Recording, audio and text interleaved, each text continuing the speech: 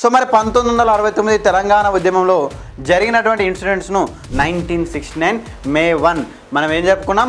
మరి కోరికల దినోత్సవం సందర్భంగా TPS conducted 2 rallies in Hyderabad. Telangana Prajasamiti ఉద్యమ పార్టీ అయినటువంటి తెలంగాణ ప్రజాసమితి ఆధ్వర్యంలో మరి చార్మినార్ నుంచి రాజ్భవన్ మొదటి ర్యాలీ అంటున్నా. చిన్న స్థాయి అధికారులందరూ తెలంగాణ ప్రాంత వాళ్ళు చేసేదేం లేదు, చూస్తూ ఉండిపోవడమే. ఎందుకంటే ఉన్నతాధికారులంతా ఎవరు తెలంగాణలో డీసెంట్రలైజేషన్లో భాగంగా కొత్తగా ఏర్పడినటువంటి జిల్లాల్లో ఒక జిల్లాకు సో మరి ప్రధానంగా ఈరోజు మనం చర్చించుకోబోయే టాపిక్ ఏంటంటే 1969 అజిటేషన్ గురించి మనం చర్చించుకుంటున్నాం. అంటే 1969 తెలంగాణ ఉద్యమం గురించి ఆల్రెడీ మనం చర్చించుకుంటున్నాం. సో మరి 1969 తెలంగాణ ఉద్యమంలో జరిగినటువంటి ఇన్సిడెంట్స్ను మంత్ బై మంత్ మనం చర్చించుకోవడం జరుగుతుంది. అందులో ఆల్రెడీ మనకు జనవరి, ఫిబ్రవరి, మార్చ్, ఏప్రిల్ కంప్లీట్ అవ్వడం జరిగింది. సో ఇప్పుడు మనం డిస్కషన్ చేసుకునేది మే మంత్, మేలో జరిగినటువంటి ఇన్సిడెంట్స్. సో మే అనగానే మనకు గుర్తుకు రావాలి మే 1, అవునా కదా? మే అనగానే అందరికీ ఏం గుర్తుకొస్తుంది? ప్రపంచంలో ఉన్నటువంటి ప్రతి కార్మికుడికి ఒకటే గుర్తుకొస్తుంది. ఏంటి సార్? May 1. ఏంటి సార్? ప్రపంచ కార్మిక దినోత్సవం, వరల్డ్ లేబర్ డే. ప్రతి ఒక్కరు కార్మికుడు. నేను ఐఏఎస్ అధికారి, లేదు నేను గ్రూప్ 1 అధికారి, లేదు నేను డిఎస్పీ అన్నా కూడా నువ్వు కూడా ఒక లేబరే, ఒక కార్మికుడివే. ఏమంటే సార్ ఆ రోజు నినాదాలు ఏముంటాయి? ప్రపంచ కార్మికులారా ఐక్యం కాండి అంటారు, అవునా కాదా? కానీ 1969 తెలంగాణ ఉద్యమంలో మరి ప్రపంచం మొత్తము ఏం సార్ ప్రపంచ కార్మిక దినోత్సవం జరుపుకుంటే తెలంగాణ ప్రాంతంలో అయ్యా మా కోరికలు నెరవేర్చండి, అయ్యా మా యొక్క కోరికలు నెరవేర్చండి అంటూ కోరికల దినాన్ని జరుపుకున్నటువంటి పరిస్థితి 1969 May 1. మనం ఏం జరుపుకున్నాం? కోరికల దినోత్సవాన్ని జరుపుకున్నాం. ఏడా? తెలంగాణలో. మనం అందరం సార్ అయ్యా మాకు ప్రపంచ కార్మిక దినోత్సవం ఎంత ఇంపార్టెంటో మా తెలంగాణ ప్రాంత ప్రజల కోరికలు కూడా తీర్చండి అంటూ కోరికల దినోత్సవాన్ని we called as a demands డేని సెలబ్రేట్ చేసుకున్నటువంటి పరిస్థితి. ఏ రోజు నాడు డిమాండ్స్ డేని మనం జరుపుకోవడం జరిగింది? డిమాండ్స్ డే లేదా కోరికల దినోత్సవం అంటాం. ఏ రోజు?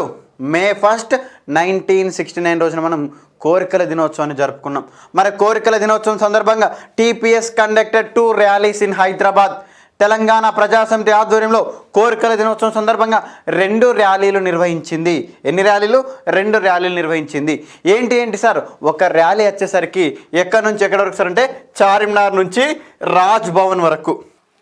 మొదటి ర్యాలీ ఎక్కడి నుంచి ఎక్కడి వరకు? చార్మినార్ టు రాజ్భవన్. ఎవరి ఆధ్వర్యంలో? తెలంగాణ ప్రజాసమితి ఉద్యమ పార్టీ అయినటువంటి తెలంగాణ ప్రజాసమితి ఆధ్వర్యంలో.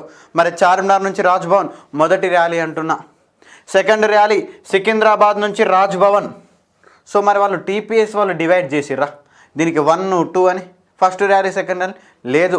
వాళ్ళు ఆ రోజు 2 ర్యాలీలు నిర్వహిస్తే మన చరిత్రకారులు దాన్ని నంబరింగ్ వేశారు. ఎందుకోసం? మనకు స్పష్టంగా అర్థం కావాలనే ఉద్దేశంతో. సో మనకి ఏది తీసుకున్నా okay, first rally, second rally. నేను మాత్రం చార్మినార్ టు రాజ్భవన్. మరి చార్మినార్ నుంచి ప్రారంభమైనటువంటి ఒక ర్యాలీ. మరి ఆ రోజు చార్మినార్ దగ్గర అనేకమైన నేతలు ఎవరి ఆధ్వర్యంలో జరిగింది సార్? చార్మినార్ నుంచి రాజ్భవన్ ర్యాలీ అంటే కేశవరావు జాదవ్, మల్లికార్జున్, మదన్ మోహన్, పెద్ద మనిషి కొండా వెంకటరంగారెడ్డి ఆధ్వర్యంలో ఈ యొక్క చార్మినార్ నుంచి రాజ్భవన్ వరకు ర్యాలీ నిర్వహించాలని భావించారు. సో ఇలా ర్యాలీ నిర్వహిస్తున్న సందర్భంలో చార్మినార్ దగ్గర ఒక స్పీచ్ అరేంజ్ చేసిరు, ఒక ప్రసంగాలను ఏర్పాటు చేసిరు. అనేకమైనటువంటి వక్తలు మాట్లాడుతున్నారు. అలాంటి సందర్భంలో కురవృద్ధుడు ఎవరు సార్?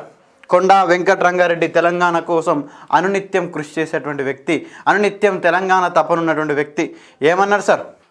ఇక సమైక్య రాష్ట్రంలో మనం ఉండలేం. ఏమన్నారు సార్?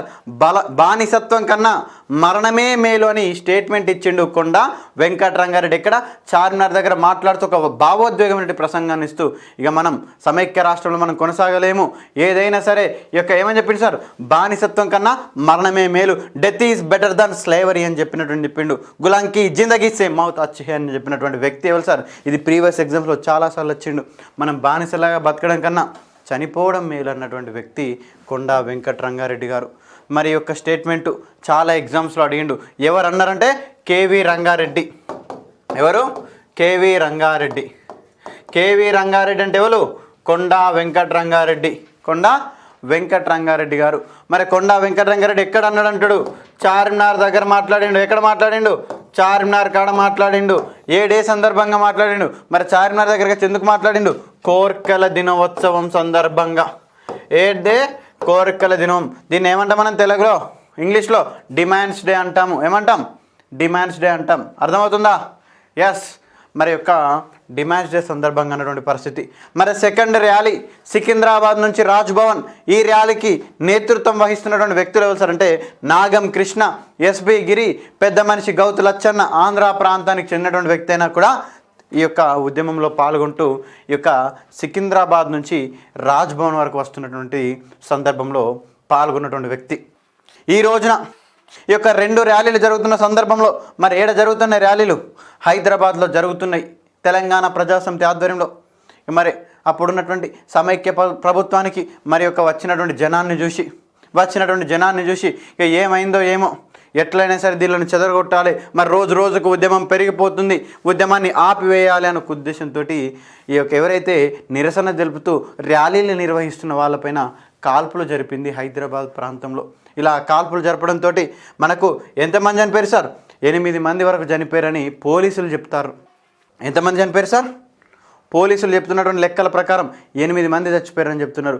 కానీ తెలంగాణ ప్రజాసమితి చెప్పిన లెక్కల ప్రకారం సుమారుగా ఒక 20 మంది చచ్చిపోయారు ఒకే రోజులా. ఎందుకోసం సార్? వాళ్ళ ఇంట్లో కోసం కాదు, జై తెలంగాణ నినాదం ఎత్తినందుకు పోలీసులు కాల్పులు జరిపితే సార్ మరి పోలీసులు కూడా చిన్న స్థాయి అధికారులందరూ తెలంగాణ ప్రాంత వాళ్ళు చేసేది ఏం లేదు, చూస్తూ ఉండిపోవడమే. ఎందుకంటే ఉన్నతాధికారులందరూ కూడా ఆ ప్రాంతం నుంచి వలస వచ్చిన వాళ్ళే. మరి మన ప్రాంతానికి సంబంధించినటువంటి అధికారులు ఉన్నప్పటికీ కూడా ప్రభుత్వం వాళ్ళ చేతిలో ఉంది, ఏం చేసినా వాళ్ళది నడుస్తుంది. మరి 20 మంది చనిపోయారు ఆ రోజున. ఏ రోజున సార్? ఓన్లీ డిమాండ్స్ డే సందర్భంగా జరిగినటువంటి ఫైరింగ్లో, కాల్పుల్లో 20 మంది ఒకే రోజు చనిపోయారు. మరి అలాంటి పరిస్థితి, అలా చనిపోయిన దానిలో ప్రధానంగా సికింద్రాబాద్ స్టూడెంట్స్ యూనియన్ నాయకుడైనటువంటి ఎవరండి? ఉమేందర్ రావు గారు. ఎవరండి? సికింద్రాబాద్ స్టూడెంట్స్ యూనియన్ యొక్క లీడర్ ఎవరు? ఉమేందర్ రావు. ఎవరినే? ఉమేందర్ రావు ఎవరు? సికింద్రాబాద్ స్టూడెంట్స్ యూనియన్ యొక్క అధ్యక్షుడు. సికింద్రాబాద్ స్టూడెంట్స్ యూనియన్ యొక్క అధ్యక్షుడైనటువంటి ఉమేందర్ రావు గారు. అదేవిధంగా ఫారూక్ అలీ, ఒక పోలీస్ కానిస్టేబుల్ కూడా చనిపోయింది సార్. ఎవరండి? ఫారూక్ అలీ అని ఒక పోలీస్ కానిస్టేబుల్ కూడా చనిపోయిండు. సో ఆ రోజున తెలంగాణ ఉద్యమంలో 20 మంది చనిపోయారు. మరి ఇంకేం చెప్పుకున్నాం? సదాశివపేట కాల్పుల్లో చనిపోయారు. చెప్పుకున్నామా? తొలి అమరుడు ఎవరు? 1969 తెలంగాణ అజిటేషన్లో తొలి అమరుడు ఎవరు? సంగారెడ్డి దగ్గరటువంటి సదాశివపేట కాల్పుల్లో శంకర్ చచ్చిపోయిండు. ఆయన తర్వాత కృష్ణ చచ్చిపోయిండు. తర్వాత ఇంకెక్కడ సార్? అనేకమైనటువంటి ప్రాంతాల్లో అనేక మంది చనిపోతున్నారు. ఇందాక కూడా చెప్పుకున్నామా లేదా? సికింద్రాబాద్లో తెలంగాణ గడ్డ మీద విశాలాంధ్ర మహాసభ అని ఒక కమ్యూనిస్టులు పార్టీ పెట్టుకుంటే అక్కడ కాల్పులు జరుపుతూ అక్కడ 3 చచ్చిపోయారు. అక్కడ 3 చనిపోయినటువంటి పరిస్థితి. మరి ర్యాలీ తీసుకుంటున్నందుకు, ప్రొటెస్ట్ చేస్తున్నందుకు ఈడ కాల్పులు జరిపితే ఈ రోజున 20 మంది దాకా చచ్చిపోయారు. ఇట్లా మొత్తం మారణ హోమంగా మారుతుంది తెలంగాణ ప్రాంతం. మరి 1969 అజిటేషన్ అనేది హింసాత్మకంగా జరిగింది, అవునా కాదా? శాంతియుతంగా జరిగినటువంటి ఉద్యమమా? హింసాత్మకంగా జరిగినటువంటి ఉద్యమం అంటే హింసాత్మకంగానే జరిగింది సార్. ఎందుకోసం అంటే రక్తపాతం కనిపిస్తుందా లేదా సార్? మరి మలిదశ తెలంగాణ ఉద్యమం శాంతియుతంగా జరిగిందంటే శాంతియుతంగానే జరిగిందని చెప్పుకో సార్. అక్కడ కాల్పుల్లో ఎవరు మరణించలేదు, ఒకే ఒక వ్యక్తి మరణించిండు చెప్పుకుంటాం మనం. 1969 ఉద్యమం అనేది చాలామంది అక్కడ కూడా చనిపోయారు కదా సార్. అంటే సార్ వీళ్ళందరూ పోలీస్ కాల్పుల్లో చనిపోయిన వాళ్ళు సార్. ప్రభుత్వం జరిపినటువంటి కాల్పుల్లో ఇంకా చెప్పుకుంటాం. మన దగ్గర నిరసన దినోత్సవం అని ఒకటి సపరేట్గా నిర్వహించుకుంటాము. ఆ నిరసన దినోత్సవం సందర్భంగా ఆంధ్ర ప్రాంతం నుంచి, గుంటూరు నుంచి, కృష్ణా నుంచి ఏ విధంగా గూండాలను దించి తెలంగాణ ప్రాంతాలపైన మనకు దాడులు చేసిరో చెప్పుకుంటాం. అక్కడ చచ్చిపోయినటువంటి ఒక తెలంగాణ ఉద్యమకారుడు కిషోర్ గురించి కూడా మనం చెప్పుకుంటాం. ఇట్లా అనేక మంది ఇక్కడనేమో వీళ్ళు చంపబడ్డారు. కానీ మలిదశ తెలంగాణ ఉద్యమంలో వాళ్ళ యొక్క బాడీ మీద పెట్రోలు డీజిల్ పోసుకున్నా కూడా వాళ్ళకు ఏమిటి సార్? అమ్మ అని గుర్తుకు రాలే. ఏమని గుర్తుకొచ్చింది? జై తెలంగాణ అని గుర్తుకొచ్చింది. తెలంగాణ రాష్ట్రం రావాలి, తెలంగాణ కోసం ఆత్మార్పణలు చేసుకున్న వాళ్ళు మలిదశ తెలంగాణ ఉద్యమంలో. అయితే 1969 ఉద్యమంలో ఏం జరిగింది సార్? చంపివేయబడ్డారు వీళ్ళందరూ. 1969 ఉద్యమంలో, హింసాత్మకంగా జరిగినటువంటి ఉద్యమంలో వీళ్ళందరూ చంపివేయబడ్డారు. కానీ మలిదశ తెలంగాణ ఉద్యమంలో అందరూ కూడా ఏం చేశారు సార్? వాళ్ళు సూసైడ్ అటెంప్ట్ చేసినటువంటి పరిస్థితి. మరి ఎవరు వాళ్ళని చంపలే, అది హింసాత్మకంగా జరగలే. కానీ తెలంగాణ వస్తే నా భవిష్యత్ తరాలు, మా అన్నకు మా తమ్మునికి తెలంగాణ సమాజం బాగుపడుతుంది, అన్నకు తమ్ముడికి ఉద్యోగం వస్తుందని వాళ్ళు అక్కడ చచ్చిపోయారు తప్ప 1969 ఉద్యమంలాగా అక్కడ కాల్పులు జరగలేదు. కానీ 1969 ఉద్యమంలో ఏంటి సార్ ఇవన్నీ ఏ కాల్పులు అనొచ్చు? ప్రభుత్వ కాల్పులు అనొచ్చు చెప్పుకుంటాం. అప్పుడు ఎవరైతే తెలంగాణ కోసం పని చేస్తుంటారో వాళ్ళపైన కాల్పులు జరుపుతారు. భువనగిరి సభలో ఆట ఆడి పాట పాడినందుకు గద్దర్కు నాటి ప్రభుత్వం ఏం గిఫ్ట్ ఇచ్చింది సార్? గుండె పక్కన ఒక బుల్లెట్ ఇచ్చింది. ఇప్పుడు కూడా సార్ దగ్గర ఉంది ఆ బుల్లెట్. గుండె పక్కనే పాపం భద్రంగా దాచిపెట్టుకున్నాడు. పరిస్థితి ఏ క్షణాన్ని ఏమైతే తెలియదు. గుమ్మడి విఠలరావు గారి పరిస్థితి అట్లుంది. భువనగిరి సభలో ప్రజలను చైతన్యపరుస్తున్నాడని సార్ పైన కాల్పులు జరిపినటువంటి పరిస్థితి. అది మనం భువనగిరి సభ దగ్గర 1997 టాపిక్లో క్లియర్గా చర్చించుకుంటాం. అలా జరిగినటువంటి సంఘటనలు. సరే, ఈరోజైతే ఇక్కడ మనకు 20 మంది చనిపోయినటువంటి పరిస్థితి. మరి అందులో ప్రధానంగా సికింద్రాబాద్ విద్యార్థి సంఘం అధ్యక్షుడైనటువంటి ఉమేందర్ గారు, పోలీస్ కానిస్టేబుల్ అయినటువంటి ఫరూక్ అలీ గారు చనిపోయినటువంటి పరిస్థితి. మరి అదేవిధంగా మరి వీళ్ళకి చనిపోయిన వాళ్ళ గుర్తుగా 17th మే రోజున మనం ఏ డేగా డిక్లేర్ చేసుకున్నాం సార్? 17th మే 1969 రోజున అమరవీరుల దినోత్సవంగా జరుపుకున్నాం. అమరవీరుల దినోత్సవం. మే 1 ఏంటిది? Demands day. మరి సార్ మే 1 అనగానే రేపు ఆప్షన్లలో మీకు తెలంగాణ ఉద్యమంలో 1969 1969 తెలంగాణ అజిటేషన్లో మే 1 ఏ డేగా డిక్లేర్ చేసుకున్నామని అంటాడు. ఆ రోజు ఆప్షన్ ఏ అంటాడు డిమాండ్స్ డే అంటాడు, option B world labour day అంటాడు, ఆప్షన్ సి ఇంకోటి అంటాడు, ఆప్షన్ డి ఇంకోటి అంటాడు. ఏది కరెక్టు? లేబర్ డేగా మనకు డిమాండ్స్ డేగా జరుపుకున్నటువంటి పరిస్థితి. తెలంగాణకు క్లియర్గా మెన్షన్ చేసిండు. 1969 తెలంగాణ అజిటేషన్లో మే 1 ఏ డేగా జరుపుకున్నామని అన్నాడు. కాబట్టి ఏంటి సార్? డిమాండ్స్ డేగా. మరి అందరూ వెంటనే కార్మిక దినోత్సవం అని ఆన్సర్ పెడితే తప్పు అయిపోతుంది. ప్రపంచవ్యాప్తంగా ఏ డేగా అంటే కార్మిక దినోత్సవం పెట్టుకోండి. కనుక 1969 స్పెసిఫిక్గా మెన్షన్ చేసినట్టయితే ఖచ్చితంగా దాన్ని అమరవీరుల మనకు కోరికల దినోత్సవం పెట్టుకోండి. సో మనకు మే 17th 1969 రోజున మరి తెలంగాణ ఉద్యమంలో చనిపోయినటువంటి అమరవీరులను గుర్తు చేసుకోవాలని వాళ్ళ కోసం ఒక తెలంగాణ అమరవీరుల దినోత్సవాన్ని నిర్వహించుకోవడం జరిగింది. మరి ఆ రోజు ఏ నినాదం సార్? లాఠీ గోలీ కాయంగే. ఏంటి సార్? లాఠీ గోలీ కాయంగే తెలంగాణ లాయంగే అని ఒక టైటిల్. నినాదం ఏంటి సార్? స్లోగన్ ఏంటిది? తెలంగాణ ఉద్యమంలో అనేకమైన స్లోగన్స్. 1952 ముల్కీ ఉద్యమంలో ఏంటి సార్ స్లోగన్స్? చాలా ఇంపార్టెంట్, ఎగ్జామ్స్లో కూడా అడుగుతాడు. 1952 తెలంగాణ ఉద్యమంలో అప్పుడు వచ్చినటువంటి స్లోగన్స్ ఏంటిది? Non mulki go back, idli sambar go back, gongura pachadi go back అని ఒక స్లోగన్స్ అప్పుడు వచ్చినాయి. మరి ఇడ్లీ సాంబార్ ఎవరు తింటారు? మనోళ్ళు తింటారా? అక్కడికి వెళ్ళి వచ్చింది కాబట్టి ఇడ్లీ సాంబార్ గో బ్యాక్ అంటాం మనం. మరి ఇక్కడ ఏమొచ్చింది సార్? జై తెలంగాణ నినాదాలు. అదేవిధంగా ఏంటి సార్? లాఠీ గోలీ కాయంగే తెలంగాణ లాయంగే అని ఒక నినాదాలు. మళ్ళీ దశ తెలంగాణ ఉద్యమంలో అనేకమంది ఫ్రీ జోన్ నినాదాలు. ఫ్రీ జోన్ వద్దురా, తెలంగాణ ముద్దురా చెప్పుకుంటూ పోతే అనేకమైన స్లోగన్స్, అనేకమైనటువంటి స్లోగన్స్ కూడా ఉంటాయి. వాటిని కూడా మనం స్లోగన్స్ కూడా అడిగేటువంటి ప్రయత్నం చేస్తారు ఎగ్జామ్స్లో. సో వాటిని కూడా మనం చర్చించుకుంటాం. కేసీఆర్ వచ్చుడో తెలంగాణ కేసీఆర్ చచ్చుడో తెలంగాణ వచ్చుడో అనే ఒక స్లోగన్స్. అవి ఏడేనాడు అన్నాడు కేసీఆర్ అని కూడా అంటూ ఉంటారు.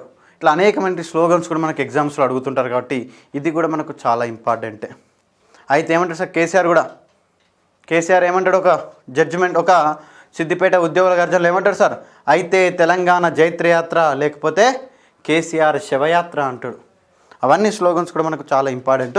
చర్చించుకుంటాం. ఏ టాపిక్ వచ్చిన కాడ ఆ టాపిక్ కాడ క్లియర్గా మనం చర్చించుకోవడం జరుగుతుంది. సో మనకు అమరవీరుల దినోత్సవం మనకు జరుగుతున్నటువంటి ఏ డేగా? 17th మే 1969 రోజున.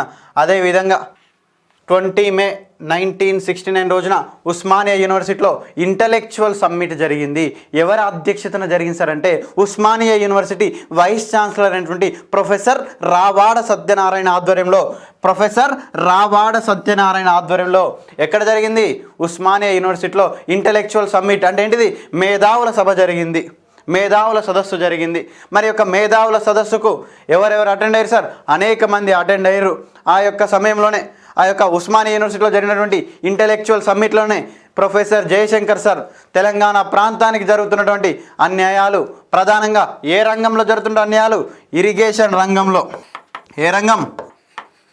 ఇరిగేషన్ రంగం, నీటిపారుదల రంగంలో తెలంగాణ ప్రాంతానికి ఏ విధంగా అన్యాయాలు జరుగుతున్నాయి మనం ప్రీవియస్ క్లాస్లో చెప్పుకున్నాం. ఏ పెద్ద మనిషి పేరు చెప్పుకున్నాం?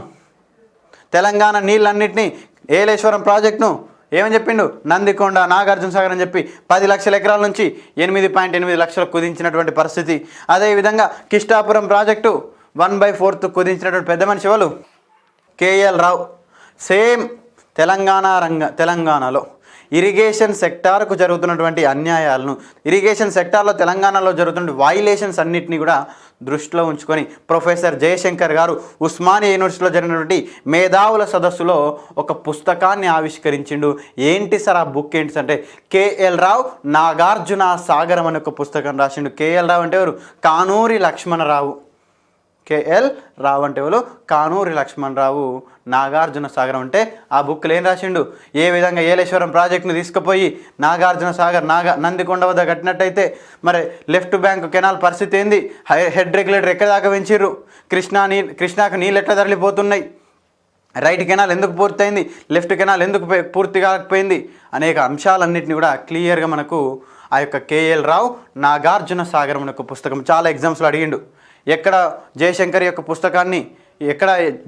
గారి యొక్క పుస్తకాన్ని ఆవిష్కరించారంటే కేఎల్ రావు నాగార్జున సాగరం అనే యొక్క పుస్తకాన్ని ఎక్కడండి ఒక ఆర్టికల్ మనకు సబ్మిట్ చేసినటువంటి పరిస్థితి 20 మే 1969లో ఉస్మానియా యూనివర్సిటీలో ఎవరి లీడర్షిప్లో జరిగింది?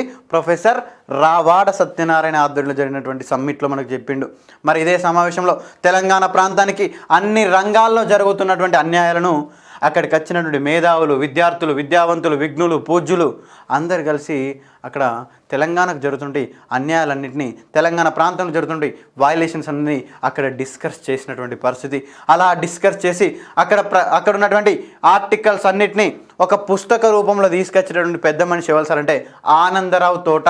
ఏ సమావేశంలో జరిగినటువంటి డిస్కషన్స్ అన్నిటినీ ఒక పుస్తకం రూపంలో తీసుకొచ్చిందంటే ఆనందరావు తోట. ఎవరండి? ఆనందరావు తోట అని ఒక పెద్ద తెలంగాణ ఉద్యమకారుడు, ఒక మేధావి.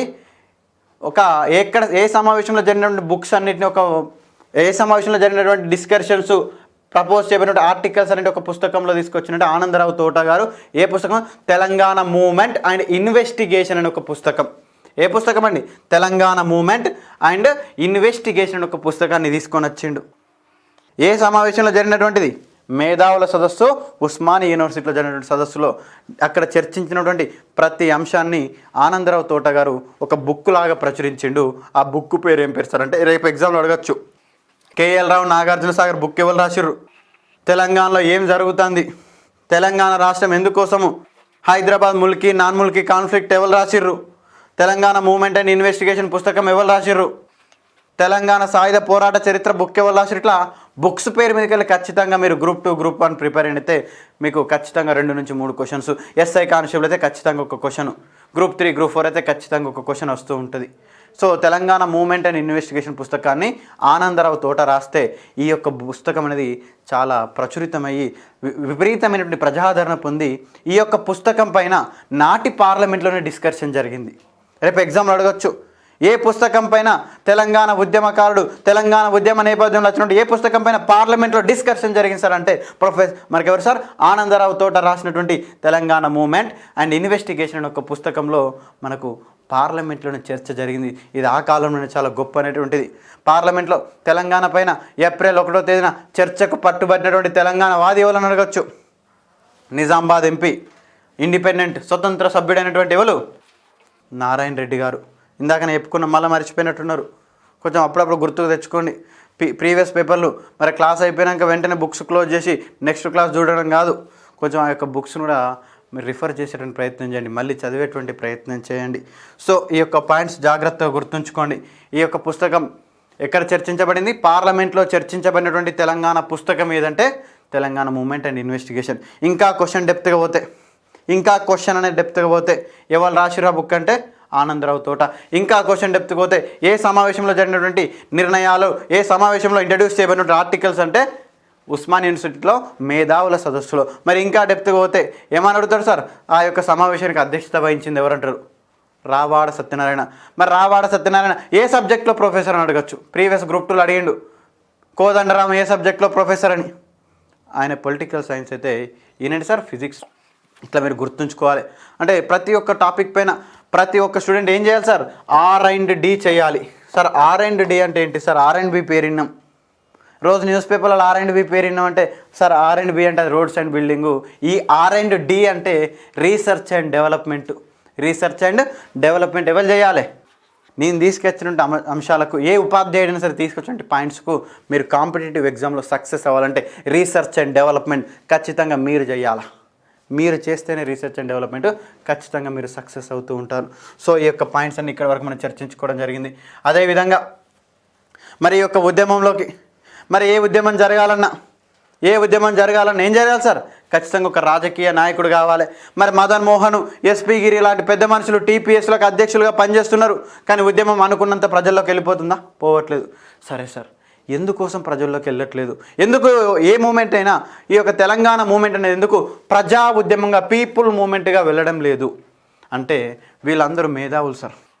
మేధావులు చెప్పిన మాటలు ప్రజలకు అర్థమవుతాయా? మేధావుల భాష సామాన్య ప్రజలకు అర్థం కాదు. వాళ్ళకి ఎవరు చెప్పాలి? ఓ రాజకీయ నాయకుడు చెప్తేనే వాళ్ళకి అర్థమవుతుంది. అవునా కాదా? ఓ ప్రొఫెసర్ జయశంకర్ సార్ని తీసుకొచ్చి 10 గంటలు మీటింగ్ పెట్టు, ఏం అర్థం కాదు. ఓ ముఖ్యమంత్రినో లేకపోతే ఏదో ఒక ఎమ్మెల్యేనో ఒక ఎంపీనో తీసుకొచ్చి 5 నిమిషాలు మాట్లాడి చక్కగా వాళ్ళకు మైండ్లోకి వెళ్ళిపోతుంది. సో అందుకోసమే కదా సార్ జయశంకర్ సార్ తెలంగాణ ఉద్యమం గురించి ఒక సిద్ధాంతాన్ని ప్రవేశపెట్టిండు. ఏంటి సార్? ఆ యొక్క సిద్ధాంతంలో 3 పాయింట్స్ ఉన్నాయి. ఏంటి సార్? ఫస్ట్ ఏం చేయాలని చెప్పిండు? భావ వ్యాప్తి దశ అన్నాడు. ఫస్ట్ ఏమని చెప్పిండు? భావ వ్యాప్తి దశ. ఎవరు ఇంట్రడ్యూస్ చేసిరు యొక్క సిద్ధాంతాలు? అందుకోసమే మనం పెద్ద మనిషిని జయశంకర్ సార్ను ఏమని పిలుచుకున్నాం? తెలంగాణ సిద్ధాంతకర్తగా పిలుచుకున్నాం. మరి ఆయన ప్రతిపాదించినట్టు సిద్ధాంతాలు ఏంటిది?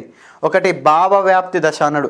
ఏ ఉద్యమమైనా సరే మరి ప్రజా ఉద్యమంగా మారాలంటే అందరికీ అసలు ఉద్యమం ఏంటో తెలియాలి. ఇప్పుడు ఎగ్జాంపుల్ చెప్తున్నా, మహేష్ అని ఒక వ్యక్తి ఉన్నాడు, అదేవిధంగా సూర్య అని ఒక వ్యక్తి ఉన్నాడు. మరి ఇప్పుడు మహేష్ వాళ్ళ ఫ్రెండ్ సూర్య. మరి సూర్యకు తెలంగాణ గురించి ఏ విధమైన అవగాహన లేదు. అలాంటి సందర్భం మహేష్ అంటాడు, ఈరోజు ఇక్కడ ధర్నా చేద్దాం దా అంటే, సరే ఫ్రెండ్ కదా పిలిచిండు కదా అని సూర్య ఒక్కరోజు వస్తాడు, 2వ రోజు వస్తాడు, 3వ రోజు వస్తాడు, కూర్చుంటాడు, పోతాడు. ఏమైనా తెలుస్తుందా? ఏం తెలియదు. అదే తెలంగాణ వస్తే సూర్య నువ్వు ఇట్లా బెనిఫిట్ అవుతావు, మహేష్ ఇట్లా బెనిఫిట్ అవుతాడు. తెలంగాణ వస్తే తెలంగాణ ప్రాంతానికి నీళ్ళు వస్తాయి, మన ప్రాంతంలోకి ఉద్యోగాలు వస్తాయి, మన నిధులు మనకే ఉంటాయి, అదేవిధంగా మన యాస మన భాష గౌరవించబడుతుందని అదే సూర్యకు తెలిస్తే రేపు మహేష్ వచ్చి విలువాలన్న మళ్ళా లేదు, సూర్యాని అందరికన్నా వచ్చి ముందుగా కూర్చుంటాడు ఉద్యమంలో. అవునా కదా? సో అందుకోసమే తెలంగాణ అంటే ఏంటిదో తెలియాలి. కాబట్టి అంటే తెలంగాణ భావవ్యాప్తి జరగాలి అని ఫస్ట్ స్టేజ్ ఏమని చెప్పిండు? భావవ్యాప్తి దశ అని చెప్పిండు. ప్రీవియస్ గ్రూప్ 2 క్వశ్చన్ అది జాగ్రత్తగా గుర్తుంచుకోండి. సెకండ్ పేజ్ ఏంటిదంటే మరి అందరికీ తెలిస్తే అయిపోతుందా? భావవ్యాప్తి అంటే తెలంగాణ అంటే ఏంటిది, తెలంగాణ వస్తే ఏంటిది బెనిఫిట్ అంటే అందరికీ తెలిస్తే అయిపోతుందా? మరి వాళ్ళందరినీ సమీకరించాలి, వాళ్ళందరినీ మొబలైజ్ చేయాలి. సో అందుకోసమే సెకండ్ ఫేజ్ ఏమని చెప్పిండు? సమీకరణ దశ అని చెప్పిండు. ఏమని చెప్పిండు సార్? ఫస్ట్ది భావవ్యాప్తి దశ, 2 సమీకరణ దశ, మొబలైజేషన్ సమీకరణ దశ అని చెప్పిండు. మరి సమీకరిస్తేనే సరిపోతుందా వచ్చిన వాళ్ళందరినీ? మరి వీళ్ళందరినీ ఏం చేయాలి సార్? మరి జనాలు అందరూ వచ్చిర్రు, వాళ్ళందరినీ నడిపేయాలంటే ఎవరు కావాలి? ఒక లీడర్ కావాలి. మరి 10 మందిలో పాము చచ్చిపోతుందా? తెలంగాణలో సామెత ఉంది. మరి 10 మంది వచ్చిర్రు రోడ్డు మీద కూర్చొని నడుస్తుందా? ఒక లీడర్ కావాలి. అవునా కదా? మరి లీడరు ఓ ప్రొఫెసరు, ఒక ఇంటలెక్చువలో, ఒక స్టూడెంటు వస్తే నడుస్తుందా? నడవదు. ఎందుకంటే దానికి ఒక రాజకీయ చతురత ఉన్నటువంటి ఒక పొలిటికల్ యాక్టివిస్ట్ కావాలి. అందుకోసమే వీటన్నిటిని మేనేజ్ చేయడానికి ఒక పొలిటికల్ మూమెంట్ జరగాలి, ఒక రాజకీయ ప్రక్రియ జరగాలి. అది 3rd ఫేజ్ అని చెప్పిండు. ఏమని చెప్పిండు? రాజకీయ ప్రక్రియ. ఇవన్నీ ఎవరు ప్రతిపాదించారు? ప్రొఫెసర్ జయశంకర్ గారు. మరి తెలంగాణ కోసం అనునిత్యం కృషి చేసినటువంటి పెద్ద మనిషి ప్రొఫెసర్ జయశంకర్ గారు. అందుకోసమే ఈ 3 సిద్ధాంతాలను ప్రతిపాదించింది. కాబట్టి ఉద్యమంలో సార్కు మనం ఏమని బిరుదించుకున్నాం? తెలంగాణ సిద్ధాంతకర్త అని బిరుదించుకున్నాం. మరి తెలంగాణ సిద్ధాంతకర్త అని ఒక బిరుదించుకొని పక్కకు పెట్టుకున్నామా? లేదు. తెలంగాణ రాష్ట్రం వచ్చినాక వ్యవసాయ యూనివర్సిటీకి రాజేంద్ర నగర్లో ఉన్నటువంటి వ్యవసాయ యూనివర్సిటీకి పెద్ద మనిషి ప్రొఫెసర్ జయశంకర్ అగ్రికల్చర్ యూనివర్సిటీ అని పేరు పెట్టుకున్నాం. అంతటితోటి సరిపుచ్చుకున్నామా? లేదు. తెలంగాణలో డీసెంట్రలైజేషన్లో భాగంగా కొత్తగా ఏర్పడినటువంటి జిల్లాల్లో ఒక జిల్లాకు జయశంకర్ భూపాలపల్లి జిల్లాకు సారు పేరు పెట్టుకున్నాం. అదేవిధంగా హన్మకొండలో ఇప్పుడు పబ్లిక్ గార్డెన్లో సార్ యొక్క స్మృతి వనం కూడా మనకు నిర్మాణం జరుగుతుంది. అక్కడ జయశంకర్ గారి యొక్క ఘట్టాలు అన్నీ కూడా క్లియర్గా మనకు కనిపిస్తున్నటువంటి వ్యక్తి. సార్ ఒక ప్రొఫెసర్ అయినప్పుడు కూడా ఒక సాధారణ జీవితం. సార్ చిటికెత్త కారు ఉంటుంది సార్ దగ్గర, ఏదైనా ఉంటుంది, అంత జీతం ఉంటుంది సార్కు.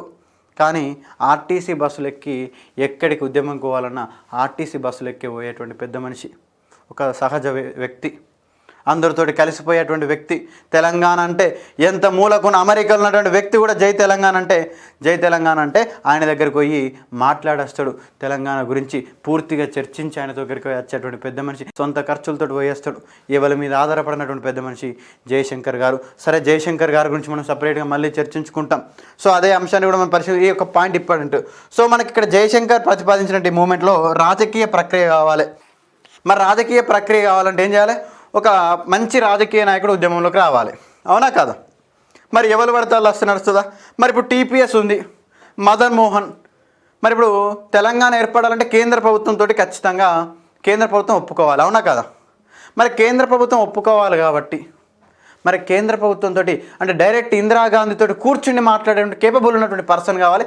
అవసరం అంటే ఇందిరాగాంధీని కన్విన్స్ చేసేటోళ్ళు కావాలి. మదన్ మోహన్ వెళ్ళగలుగుతాడా ఇందిరాగాంధీ దాకా? ఇందిరాగాంధీ గారిని కన్విన్స్ చేయగలుగుతాడా? అవసరం అంటే కేంద్ర ప్రభుత్వాన్ని? 100 మంది, ఒక 1000 మంది ఒక మీటింగ్ వస్తే 1000 మందికి సమాధానం చెప్పేటోళ్ళు ఒక రాజకీయ నాయకుడు. మేధావి కొంతమందిని తయారు చేస్తాడు. ఈ మేధావి దగ్గరికి వెళ్ళి తయారైన వాళ్ళు రాజకీయ వాళ్ళు కొంచెం పొలిటికల్గా యాక్టివ్గా ఉంటే వాళ్ళతోటి సమాజం వింటే తప్ప వీళ్ళ దగ్గరికి వెళ్ళి రాదు. ఇదంతా కాన్సెప్ట్. ఎవరైతే గ్రూప్ 1కు ఎస్ఐ మెయిన్స్లో మీకు డిస్క్రిప్షన్ ఎగ్జామ్ ఉంటుంది, క్వాలిఫైయింగ్ పేపర్లో ఇంగ్లీష్లో తెలుగులో, అక్కడ మీకు చాలా హెల్ప్ అవుతుందని చెప్పే టాపిక్.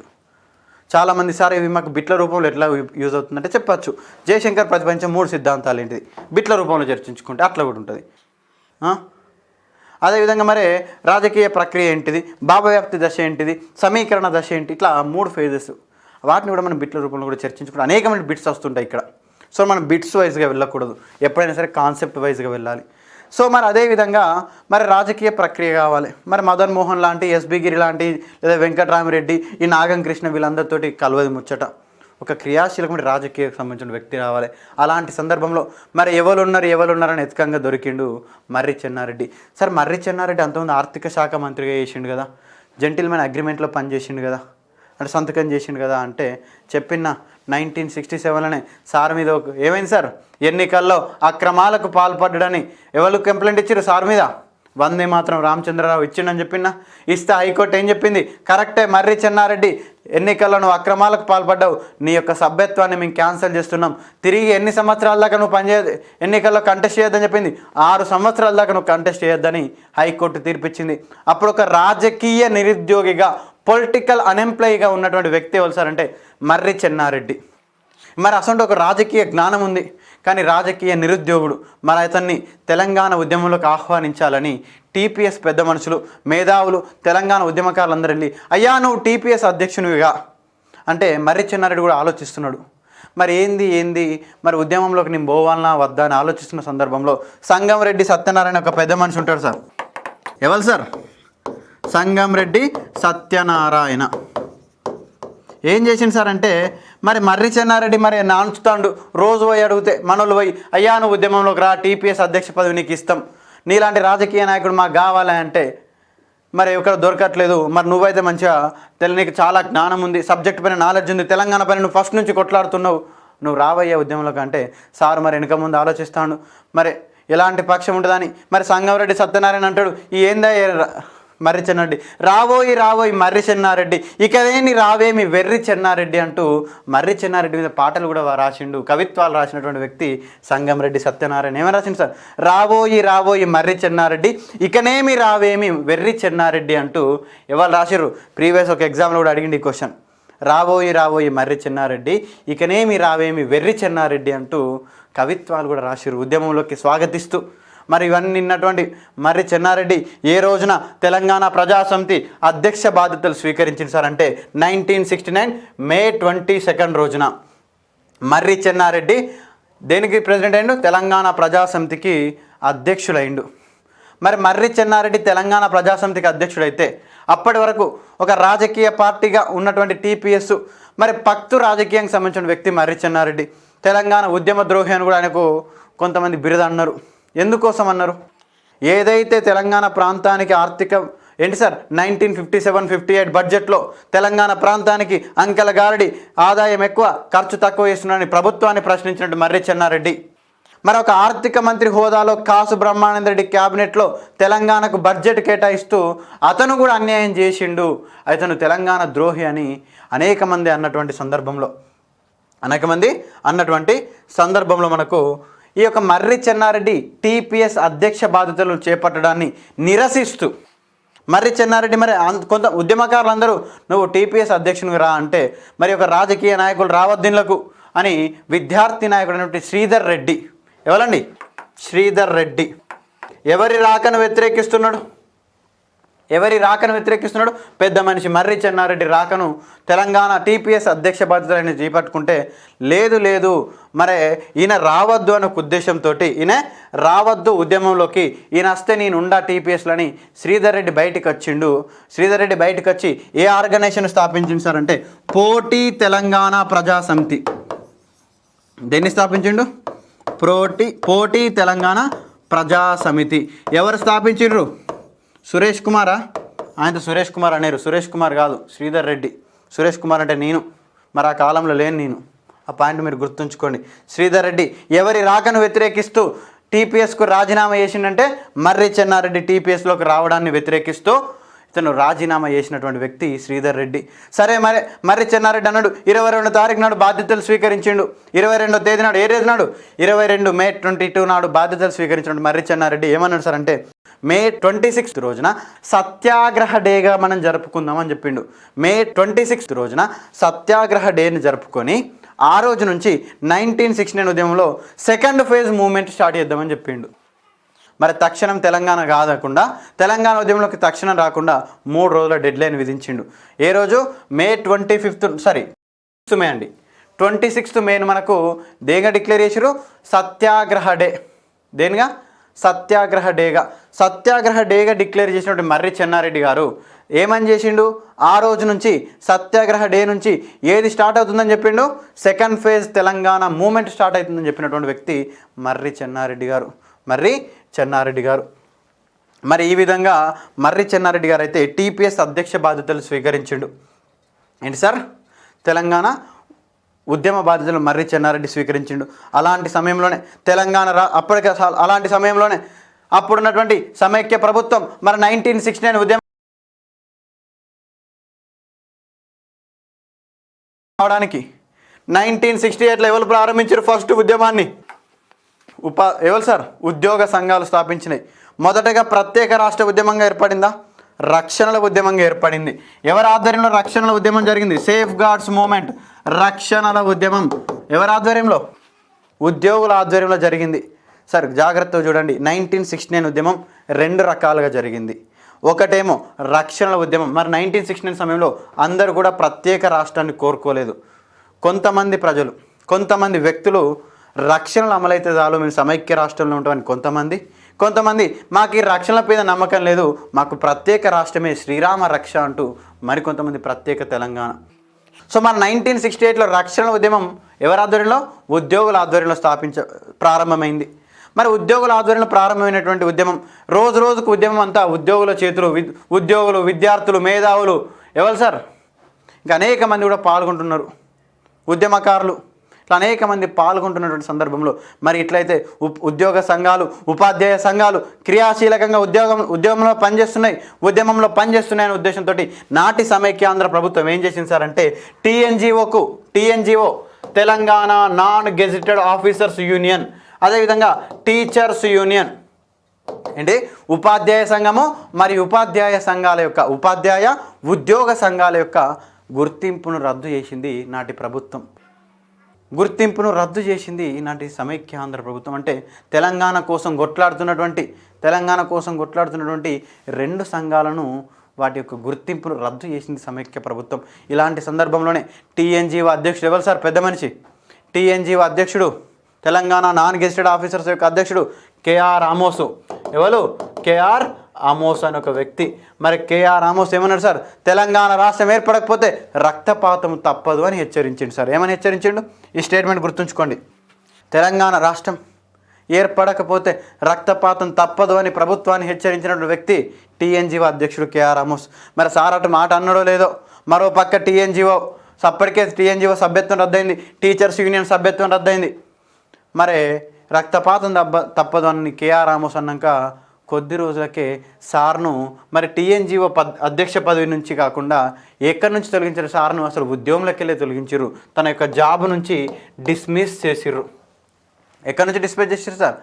టీఎన్జీఓ అధ్యక్షుడినే తన యొక్క ఉద్యోగం నుంచి తొలగించినటువంటి పరిస్థితి సమైక్య రాష్ట్రం. అంటే జై తెలంగాణ అన్నందుకు తన యొక్క ఉద్యోగాన్ని కూడా తొలగించింది ఈనాటి సమైక్యాంధ్ర ప్రభుత్వం.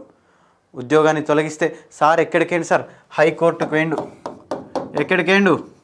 హైకోర్టుకు వేయండు. హైకోర్టు ఏం చెప్పింది? ప్రభుత్వ నిర్ణయం కరెక్టే అని చెప్పింది. ఉద్యోగంలోకి వెళ్ళి తొలగించడు కరెక్టే అని చెప్పింది.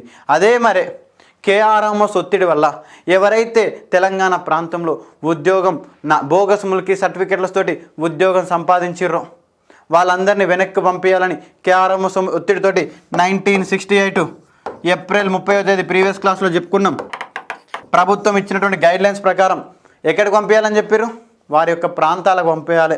తప్పుడు ముల్కీ సర్టిఫికేట్స్ తోటి ఎవరైతే ఇక్కడ స్థానిక కోటాలో ఉద్యోగం సంపాదించిన వాళ్ళందరినీ ఏడికి పంపించాలని ప్రభుత్వం చెప్పింది? ఆంధ్ర వాళ్ళ యొక్క ప్రాంతానికి పంపించాలని చెప్పింది. మరి అప్పుడు వాళ్ళు కోర్టుకు పోతే ఏం చెప్పింది? వాళ్ళని ఇక్కడ ఉద్యోగాలకు వెళ్ళి తీసేస్తే వాళ్ళు ఎడికారు? హైకోర్టుకు వేరు. హైకోర్టుకు పోతే జస్టిస్ చిన్నపరెడ్డి బెంచ్ ఏం చెప్పింది? లేదు అట్లా ఉపాధ్యాయులను తొలగించడం కరెక్ట్ కాదని చెప్పింది. నల్గొండ ఉపాధ్యాయులను తొలగిస్తే. మరి కేటీపీఎస్లో ఉన్నటువంటి ఉద్యోగులను తొలగిస్తే అల్లాడి కుప్పస్వామి బెంచ్ ఏం చెప్పింది? జస్టిస్ అల్లాడి కుప్పస్వామి బెంచ్ లేదు, కేటీపీఎస్ అనేది అటానమస్ బాడీ, అక్కడ ముల్కీ రూల్స్ వర్తించవని చెప్పింది. మరి అక్కడ వాళ్ళకు ఒక న్యాయం చెప్పినటువంటిది మరి ఇక్కడ జస్ట్ ఒక రక్తపాతం తప్పదని ఒక్క మాట అన్నందుకు ఉద్యోగం నుంచి తొలగించడం కరెక్టే అని చెప్పింది హైకోర్టు. ఇక్కడ సరే, కోర్టు తీర్పును మనం తప్పు పట్టకూడదు, జస్ట్ మనం విశ్లేషించుకోవాలి తప్ప కోర్టు తీర్పును ఎక్కడ కూడా మనం తప్పు పట్టకూడదు. సో అదేవిధంగా చూసుకున్నట్లయితే తెలంగాణ రాష్ట్రం ఏర్పడకపోతే రక్తపాతం తప్పదని అన్నటువంటి వ్యక్తి కేఆర్ ఆమోస్ గారు. మరి సార్ ఏం జాబ్ సార్? ఒక టైపిస్టు. ఏంటి సార్? ఒక టైపిస్టు. కానీ తెలంగాణ ఉద్యమం 1969 తెలంగాణ అజిటేషన్ ప్రారంభం అవ్వడానికి ఒక టైపిస్ట్, ఒక చిన్న స్థాయి ఉద్యోగి అయినా కానీ తన యొక్క ఏం చేసింది సార్? నైపుణ్యంతో ఉద్యమాన్ని నిర్మించినటువంటి వ్యక్తి కేఆర్ ఆమోస్ గారు. అదేవిధంగా ఇలాంటి సందర్భంలోనే 31 మే రోజున మరి తెలంగాణ ఉద్యమం తెలంగాణ వ్యాప్తంగా అనేకమైన ప్రాంతాల్లో జరుగుతున్న సందర్భంలో ఇంకెక్కడ జరిగింది సార్ అంటే మరి ఈ యొక్క ఆంధ్ర ప్రాంతం వాళ్ళు తెలంగాణ ప్రాంతం మీద దోసుకోవడమే కాకుండా ఘర్షణలకు పాల్పడమే కాకుండా జైలులో ఉన్నటువంటి తెలంగాణ ఖైదీలపైన, తెలంగాణ ప్రిజనర్స్ పైన కూడా ఎప్పుడు సార్? 31 మే 1969. ఏ జైలు సార్? చెంచల్గూడ జైల్లో ఉన్నటువంటి తెలంగాణ ఖైదీలపైన దాడి చేసిర్రు. అంటే ఉద్యమం అనేది ప్రజల్లో నుంచి బయటి ప్రాంతాల నుంచి ఎక్కడికి విస్తరించింది?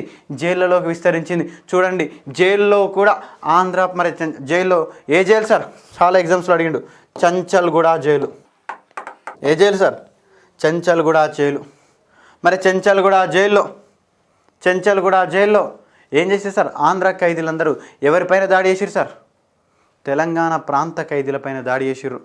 ప్రీవియస్ క్లాస్లో మనం చెప్పుకోవడం జరిగింది ఈగలపెంట ఇన్సిడెంట్ అని. ఏ ఇన్సిడెంటు? ఈగలపెంట ఇన్సిడెంటు. మరి అక్కడ ఏం జరిగింది సార్? శ్రీశైలం ప్రాజెక్టు వద్ద పనిచేస్తున్నటువంటి తెలంగాణ కార్మికులు అధికారులపైన ఆంధ్ర హక్కుల పరిరక్షణ సమితి కార్యకర్తలు దాడి చేసిర్రు. అంటే మనోళ్ళు పని చేసుకుందామని పనికి పోతే అక్కడ వీళ్ళపైన దాడి జరిగింది. ఆ లాస్ట్కు జైల్లో కూడా తెలంగాణ ప్రాంత ఖైదీలకు, ప్రిజనర్స్కు రక్షణ లేనటువంటి పరిస్థితి. తెలంగాణ ప్రాంత ఖైదీలకు జైల్లో కూడా రక్షణ లేనటువంటి పరిస్థితి. ఈ యొక్క చెంచల్గూడ జైల్లో ఆంధ్ర ఖైదీలు దాడి చేయడం ద్వారా తెలంగాణ ప్రాంతానికి చెందినటువంటి 50 మంది ఖైదీలు గాయాల పాలైనటువంటి పరిస్థితి, ఇంజూర్ అయినటువంటి పరిస్థితి. 50 Telangana prisoners injured in Chanchalguda incident. It was held in 31 మే రోజున చెంచల్గూడ సంఘటనలో 20 మంది తెలంగాణ ప్రాంత ఖైదీలు కూడా గాయపడ్డటువంటి పరిస్థితి. ఇక్కడ చెంచల్గూడ అని చెప్తాను.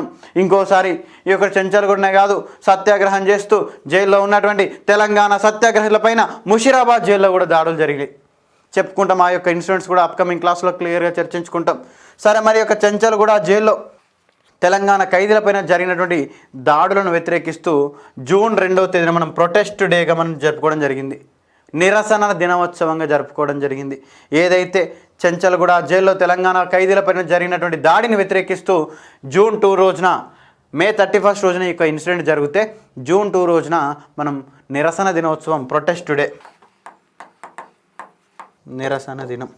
నిరసన దినంగా మనం జరుపుకున్నటువంటి పరిస్థితి. ఇట్లా అనేకమైనటువంటి ఇన్సిడెంట్స్ కూడా మనకు తెలంగాణ ప్రాంతంలో జరిగినటువంటి పరిస్థితి.